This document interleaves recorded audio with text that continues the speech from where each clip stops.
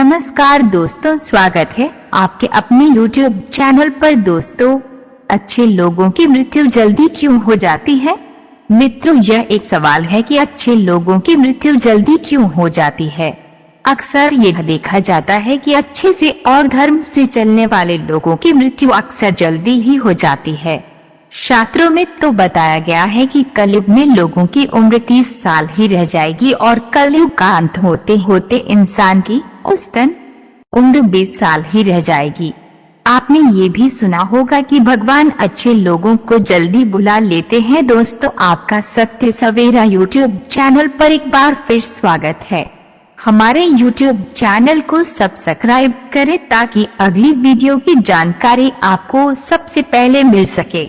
मित्रों, धर्म कोई सा भी क्यों ना हो, हर किसी में यही बताया गया है कि जिसने इस धरती पर जन्म लिया है उसकी मृत्यु निश्चित है। और अगर बात सनातन धर्म की करें तो इसकी एक मान्यता के अनुसार बच्चे के जन्म की छठी रात ही ब्रह्मा जी उसकी किस्मत लिख देते हैं, जिसमें उसके आने वाले कल जैसे विवाह, पढ़ाई, नौकरी, यहाँ तक कि मृत्यु की तारीख तक शामिल होती है।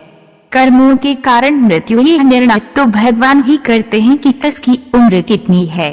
आपने ये कहावत ही जरूर सुनी होगी कि जितनी चाबी भरी राम ने उतना चले खिलौना। दोस्तों, इस कहावत में साफ है कि किसकी मृत्यु कब होनी है ये तो भगवान ही तय करते हैं। वैसे तो अच्छे लोगों की मृत्यु जल्दी हो जाने के पीछे कई कारण हैं, लेकिन पहला कारण समझने के लिए आपको ये जानना होगा कि हम जो कुछ भी इस जन्म में करते हैं उसका जवाब हमें ऊपर यमराज को देना होता है। अच्छे लोग अपने पाप का फल जल्दी ही काट लेते हैं। भगवान के दंड विधान के अनुसार हर व्यक्ति को केवल उतना ही दंडित किया जाना चाहिए जितना उसके पाप किया है। अब क्योंकि अच्छे लोगों के पाप कर्म बुरे लोगों के पाप कर्मों की तुलना में अधिक होते हैं, इसलिए अच्छे लोग अपने पापों का फल जल्दी ही भुगत लेते हैं। क्या आपने कभी एकांत में ये सोचा है कि आपको ये मानव जीवन क्यों मिला है? तो दोस्तों, महाभारत में युधिष्ठिर महाराज के एक प्रश्न के उत्तर में भीष्म पितामह ने कहा था कि मनुष्य से बढ़कर कोई भी जीव नहीं है। आपको ये जानकर आश्चर्य होगा कि 84 लाख योनियों के बाद हमें मनुष्य जीवन मिलता है और संसार के सभी प्राणियों में मनुष्य ही सबसे श्रेष्ठ है। लेकिन क्या आपको ये मालूम है कि आप कहाँ से आए हैं और आपको कितने दिनों तक या कितने सालों तक इस जगत में रहना है और आपकी मंजिल क्या है?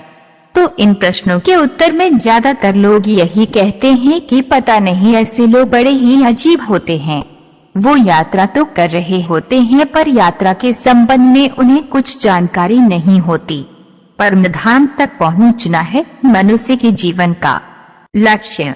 उन्होंने मानव जीवन पाया है, लेकिन उन्हें अपने जीवन का लक्ष्य मालूम नहीं होता। हमारे आपके जीवन का मतलब है एक उद्देश्य खोज लेना और अपने भीतर शांत रहना। कहा गया है कि मनुष्य आनंद लोक का वासी है और आनंद के परम धाम तक पहुंचना ही उसके जीवन का एकमात्र लक्ष्य भी है।